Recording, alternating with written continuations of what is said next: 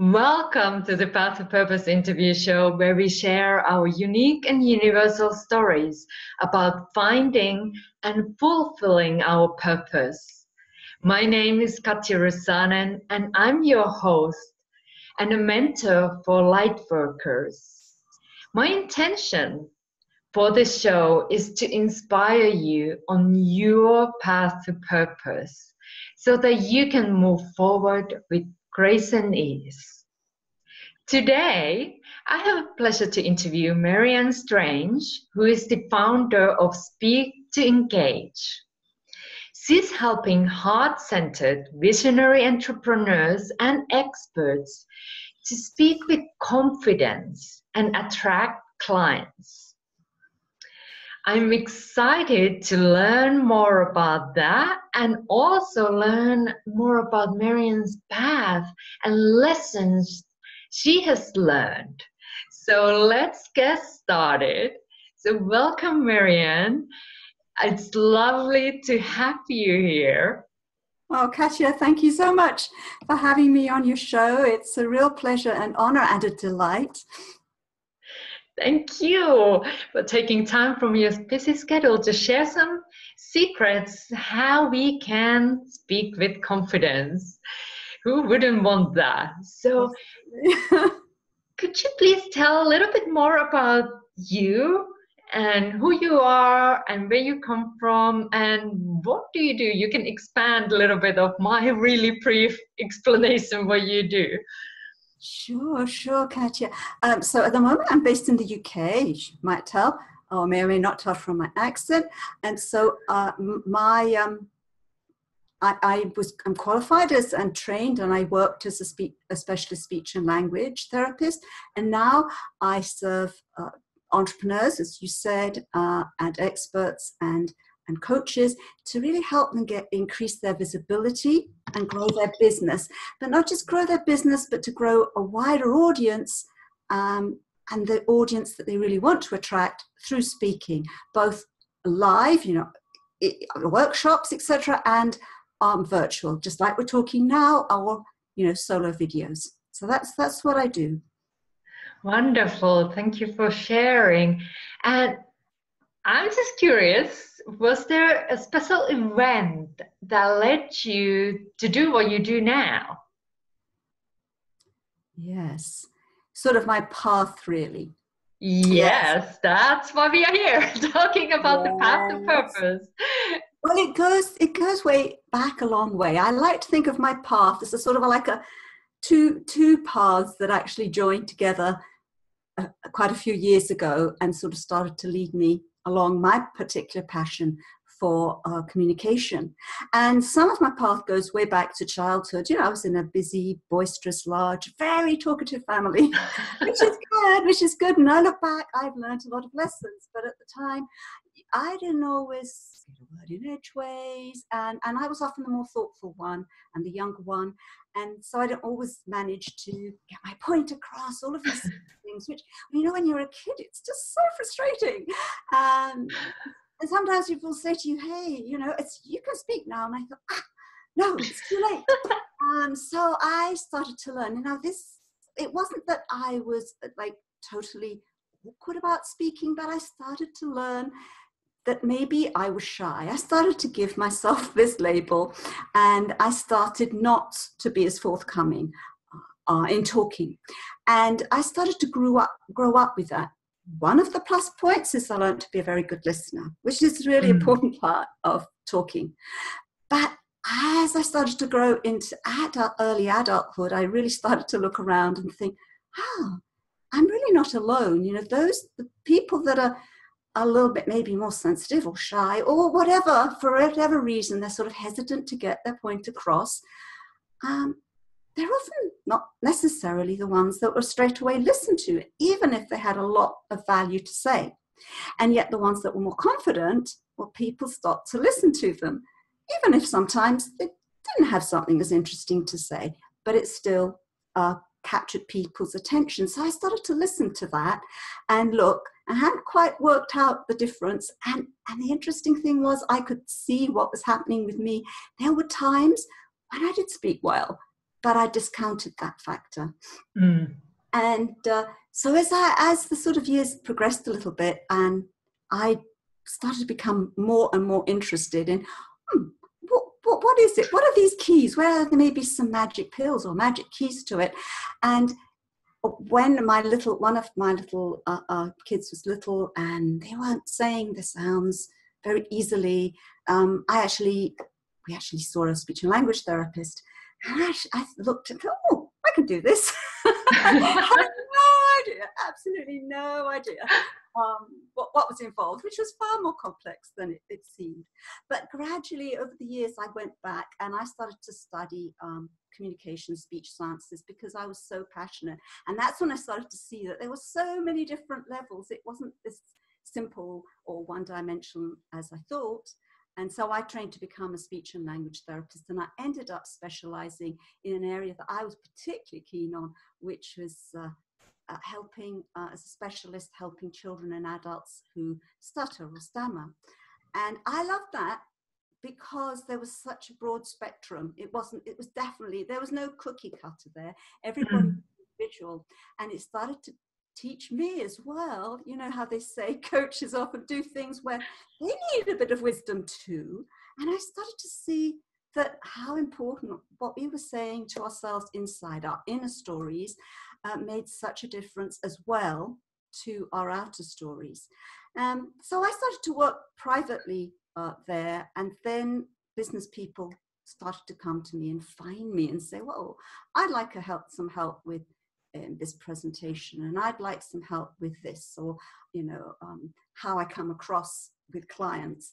And that's how I started to move forward and work more with business people and start to adjust and think, oh yes, there are lots of people out there that actually could do with building their confidence, and I could start to use all the insights that I've picked up personally along the way and all the struggles that I've experienced. And, there's always a struggle that comes along, but all those things that I've experienced, all the things I've learned over the years, and bring it online and help people that really want to get out there. But it's not that easy getting out into the limelight and sharing your story. So that's how I came to do what I do. And I'm very passionate about that, helping other people to shine. Yeah, and I just love how there is, like, from the start, like your family, like having the first teaching ground for you. Like, how do I get this message out? Like, get them to listen to me. Absolutely, yeah.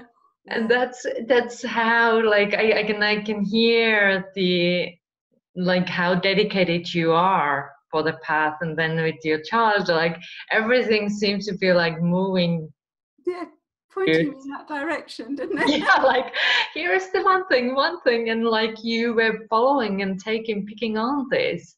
So you mentioned some struggles, like, that you have personally overcome as well, like, the family most likely being one of them, like, how do I get my point across? But has there been something, the biggest challenge professionally that you have overcome on your path, and just sharing some insight, like, how did you do it? Because often we hear these stories, like, about, like, oh, I just did it. But then, like, hearing the process as well, because most often it is actually a process, how things fall into the places. So what has been a big challenge for you, if you don't mind sharing? So for me, I suppose it really depends. I've got so many stories that rush into my head. So perhaps more recently, it's been two things. When I was a therapist, and I've hung my hat up as a therapist, but when I very much was very involved, but still taking a bit of a back seat. Mm-hmm. And because I was a specialist, there were lots of people that found me. People referred, they found me. There was that need. And so moving on to being online, I started to feel a different challenge, that no matter all the expertise that I had or have, and all the great things I can do, it's as if I have to start again and still get my message out and now change really position to still being a mentor. But nonetheless, the mentor has to now get in front of the camera and talk about me and you in a different way. It's a very different relationship to when I was working as a therapist. So there are lots of similarities, but you know, it was a transition to taste, which is something actually as therapists always used to do. That was my training. If you ask somebody to do it, you've got to do it yourself. Well, that's what I had to do, is to get out there and keep talking, keep being in front of the limelight. And I would say there's always this little tweak. There's always, like, you know, the next step, stepping out of your comfort zone. But that was probably a big transition, really, coming from an area where, yes, I was known as this expert, and then coming out to this big, wide internet world and saying, hi guys, this is me. Now let's introduce each other and get to know each other. And I'm beginning to enjoy that now. But that's a challenge, yeah. And I think that is something a lot of people can relate, because I hear from you, like, being a therapist and just people just coming to you, and now like jumping to a different ball game, let's say, and like having this online audience, and as well maybe the role might be a little bit different. I don't know how much you shared your own story as a therapist, but now as a mentor it's more sharing and opening up, and talking about you and using your own journey as an example for an inspiration for others. Yes. And it's also that variety, and everybody has the different styles, which is what I love. So I suppose that therapist training still gives me I'm prepared to stand back and actually listen to what it is for you, because no size fits all for a speaker. But yes, it's also being prepared to share what's relevant, far more so, yes, than in therapy. You're right. It was more about the person, which of course it still is, but a very different slant when you're actually getting out there, getting to know each other, and getting to start to reach your ideal audience. Yeah, very different. But it's doable. So if you're listening and thinking about making transition to something new, and something you touched point before is stepping out from the comfort zone.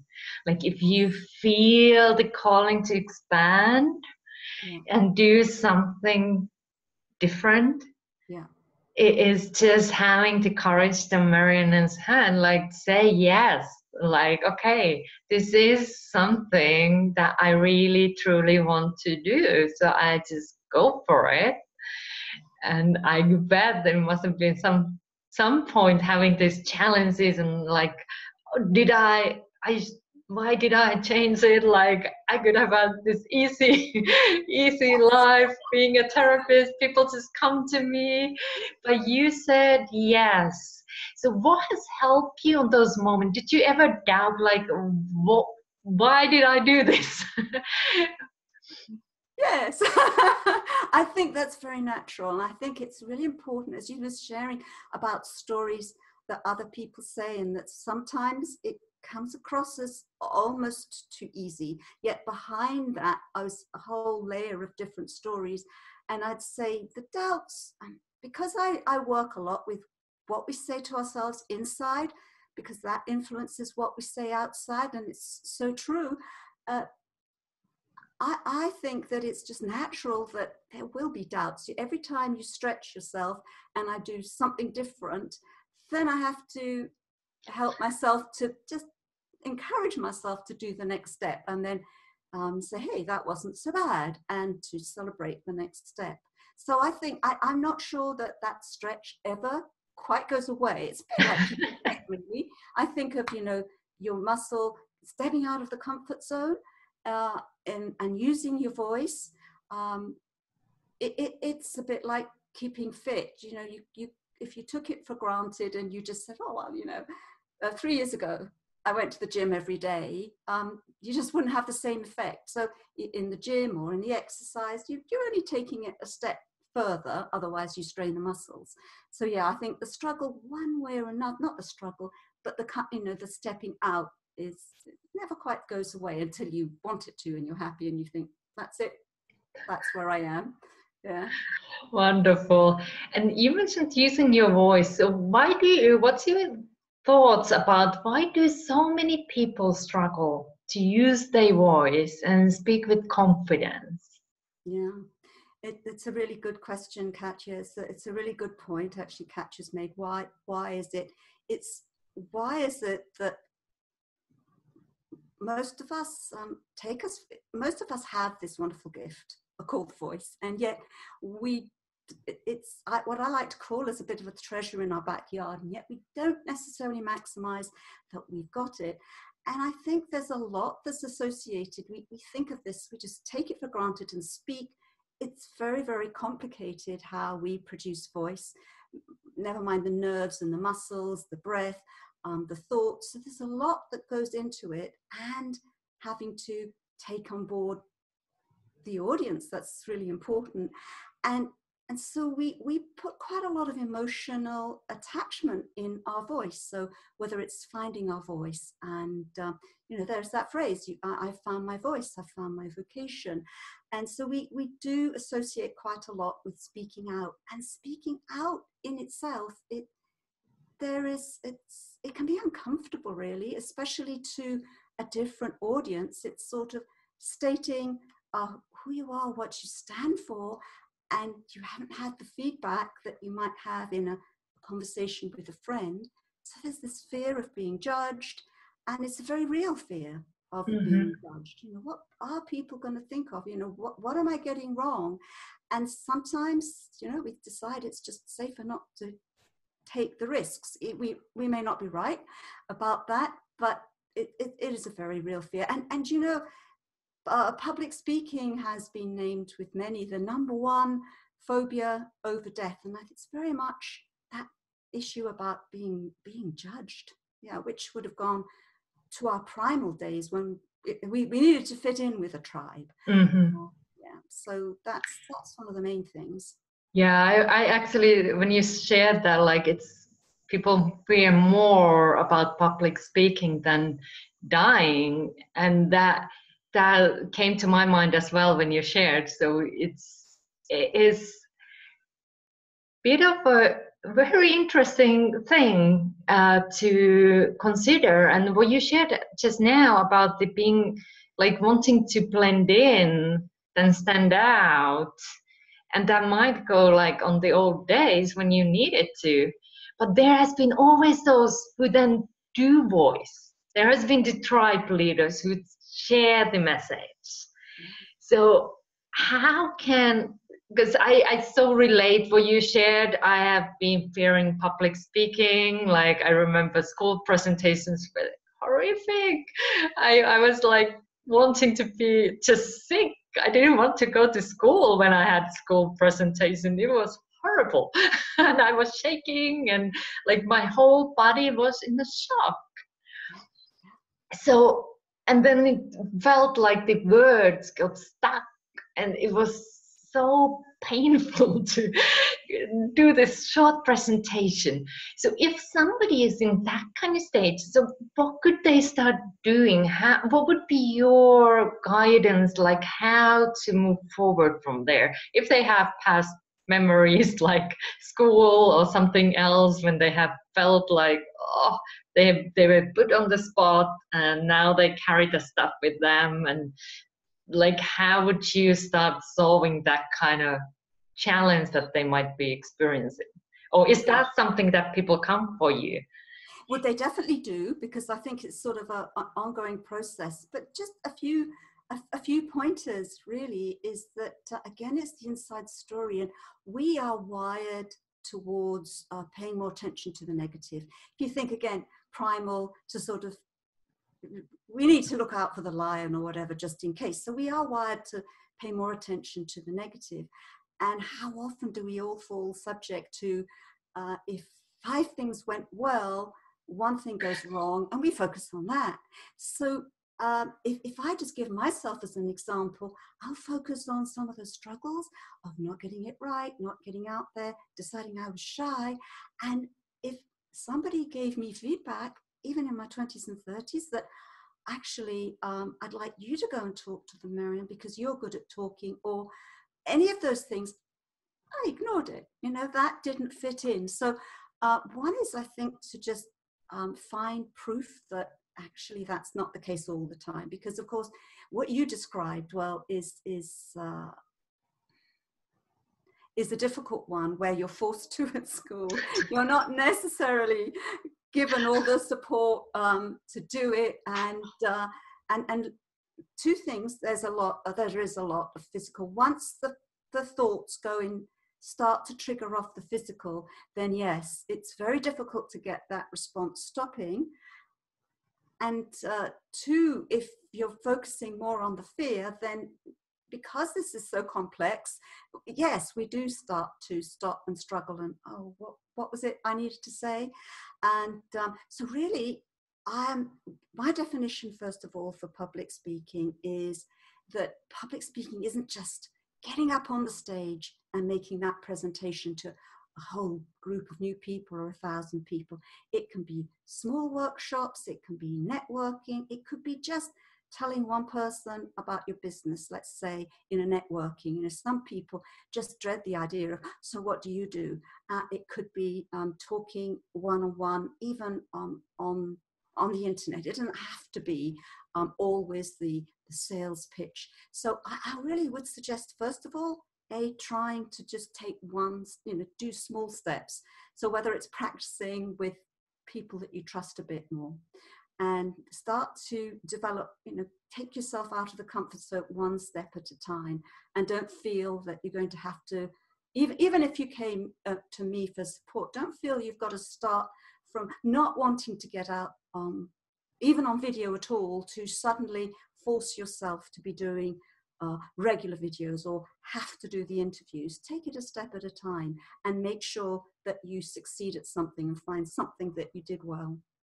Yeah, that's a beautiful thing, just focusing, because that can shift everything. And what has helped me personally as well is, like at school, I couldn't always choose what those presentations were about. So it was challenging to remember. But then when you speak from your heart, it's your message. It's something you want to get out there. And there is support available, like Marianne can help you to share and like have overcome that block, because your message matters. So if you have the feeling that you want support and you want your message out there, so Marianne, can you share how people could reach you if somebody's watching now and like, okay, I'm ready, and even though you feel maybe I want to, but I'm scared, so how could they reach you? Okay, super. Thank you. Well, Speak to Engage. You'll find me on Facebook. You can message me on Facebook as well. You can join my group, which there's a button on my Speak to Engage page. And I'll also give you some details if that's all right. I've got a little report called 5 Steps to Speak to Engage. So that'll give you a little bit of some of the things I've mentioned, but just a few starter suggestions and a little bit about me. And yeah, reach out to me. We can start to talk. And yeah, thank you. And I will put thank you for offering that gift. I think those 5 steps will be so helpful starting point. And so excited to have that and be able to share that with the people who are watching this. And now we are coming towards the end. So I would like to ask, do you have an inspiring message that you would like to share with people who are watching us and listening to this recording? yes, picking up on what you've just said, Katja, is you've got your own message and something that you're passionate about. So always remember that. And the important thing to remember is you never need to try and be like one of somebody else. You know, it's so easy to compare to some of the big successful speakers, but actually what we want to hear is you. And so the most important thing is that you can be yourself, and therefore you'll give a very unique spin on your message and attract the people that need to hear your message. Thank you. Thank you so much, Marianne, for your wisdom and your time and all your work, because you are helping so many visionary entrepreneurs and experts to speak with confidence and share their message so that they can reach those people who they meant to help. Oh, it's been a pleasure, Katja. It's been a real pleasure talking to you. Thank you so much. And thank you for watching the Path to Purpose interview show. Please do subscribe to this channel so you will get updates when the next episode is up. I'm sending you so much light and love. Stay well and stay blessed. Bye for now.